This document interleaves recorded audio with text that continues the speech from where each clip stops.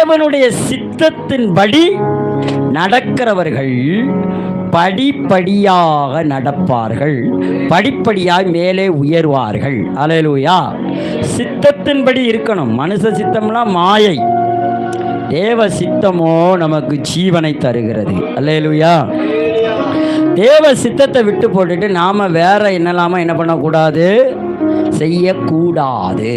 அல்லேலூயா. அல்லேலூயா. 2 கொரிந்தியர் 4ஆம் அதிகாரத்தில் 16-17 வசனம் என்ன சொல்லுதுன்னா, ஆனபடினாலே நாங்கள் சோர்ந்து போவது இல்லை. ஒரு அல்லேலூயா சொல்லுங்க. இன்னைக்கு ஒரு பாட்டு பாடினமே, தகப்பனே தந்தையே தலை நிமிர செய்பவர் நீரே, எதிரிகள் எவ்வளவாய் பெருகி